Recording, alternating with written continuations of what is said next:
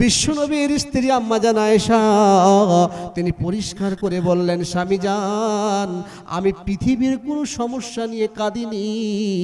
আমি হঠাৎ বাড়িতে বসেছিলাম, জাহান্নামের বিভীষিকা এবং জান্নাত এবং কবর কিয়ামতের কথা হঠাৎ যেন ব্রেনে চলে এসেছে। আমার ভিতরটা যেন কম্পিত হয়ে গেছে গো নবীজি, থরথর থরথর করে ভিতরটা কাঁপছে। এই ভয়ে আমি কাঁদছি যে কিয়ামতে জাহান্নাম থেকে বাঁচতে পারবো কি পারবো না। বিশ্বনবীকে বললেন, ইয়া রাসূলুল্লাহ, ইয়া হাবিবাল্লাহ, ইয়া নবী আল্লাহ, আল্লাহর নবী গো, একটু দয়া করে বলেন আমি আপনার বিবি আয়েশা, যেদিন আমার বয়সটা 7 বছরে পদার্পণ করে গো নবী, 7 বছরে যেদিন আমার বয়সটা পদার্পণ করলো, আমার জীবন যৌবনটা আপনাকে অর্পণ করেছি। 9 বছর বয়সে আপনার সঙ্গে একই ঘরে জীবন কাটিয়েছি। আজকে জীবনটা শেষ প্রান্তের দিকে গো নবীজি, একটু দয়া করে বলেন কিয়ামতের কঠিন দিনে, জাহান্নামের কঠিন শাস্তি থেকে, কিয়ামতের বিভীষিকা এবং জটিলতাময় দৃশ্যের সময় আপনি কি আমাকে জাহান্নামের কঠিন শাস্তি থেকে রক্ষা করতে পারবেন না? পারবেন না। বিশ্বনবী আম্মা জান আয়েশাকে বললেন, আয়েশা তুমি কর্ণপাত করে শুনে নাও, আমি তোমার স্বামী মুহাম্মদুর রাসূলুল্লাহ সাল্লাল্লাহু আলাইহি ওয়াসাল্লাম। আমার তথ্যটা তুমি ভালো করে শুনে নাও রে আয়েশা।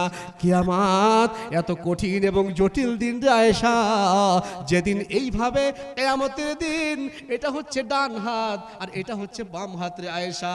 এই ডান হাতে একটা সার্টিফিকেট দেওয়া হবে, একটা বাম হাতে সার্টিফিকেট দেওয়া হবে। ডান হাতের সার্টিফিকেট প্রাপ্ত ব্যক্তিরা জান্নাতে যাবে, আর বাম হাতের সার্টিফিকেট প্রাপ্ত ব্যক্তিরা জাহান্নামে যাবে। অতএব যার ডান হাতে সার্টিফিকেট লেগে গেল, আমলনামা লেগে গেল, ওই লোকটা সোজা জান্নাতে ঢুকে যাবে। আর যেই লোকটার বাম হাতে সার্টিফিকেট লেগে যাবে, ওই লোকটা সোজা জাহান্নামে চলে যাবে। আয়েশা রে, তুমি কর্ণপাত করে শুনে নাও রে আয়েশা, আমি তোমার স্বামী বিশ্বনবী জনাবে মুহাম্মদুর রাসূলুল্লাহ সাল্লাল্লাহু আলাইহি ওয়াসাল্লাম। আমার কথাটা একটু কান খুলে শুনো রে আয়েশা। এই ডান হাতের সার্টিফিকেট প্রাপ্ত ব্যক্তিরা যেহেতু জান্নাতে যাবে, যদি কোনোভাবে তোমার সার্টিফিকেটটা বাম হাতে লেগে যায়, আমি বিশ্বনবী, আমার ক্ষমতা নাই যে আমি তোমার বাম হাতের সার্টিফিকেটটাকে খুলে দিয়ে ডান হাতে পরিয়ে দিয়ে তোমাকে জান্নাতে ভরে দেব। এই রকম ক্ষমতা কিয়ামতের ময়দানে আমাকে দেওয়া হবে না।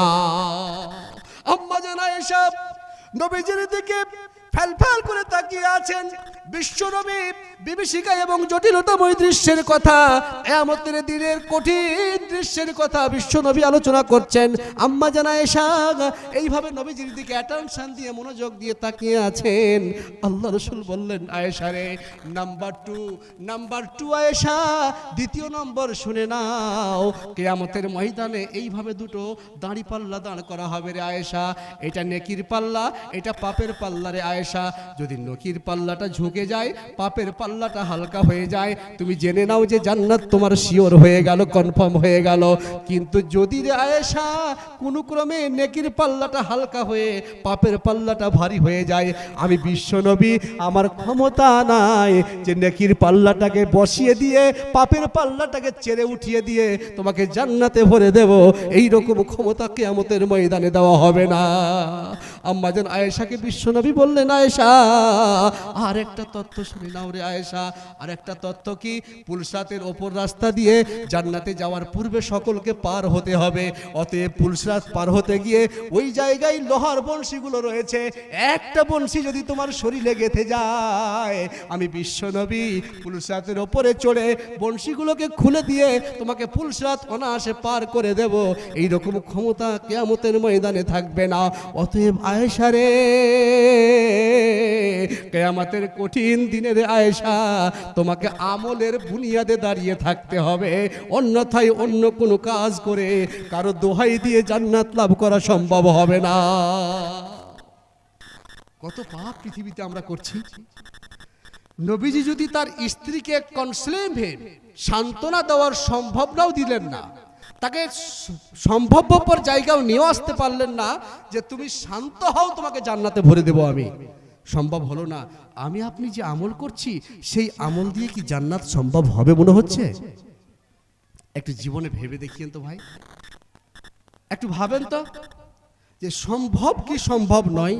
ভাইজান একটা কথা বলি, একটু বলি আপনাদের, আমি বুঝতে পারছি দু একটা লোক ঢুলছে। আমি যে কথাগুলো আপনাদের সামনে বলছি এটা কি বুঝতে আপনাদের অসুবিধা হচ্ছে ভাই? অসুবিধা হচ্ছে? হচ্ছে না? তাহলে একটু শুনেন, একটু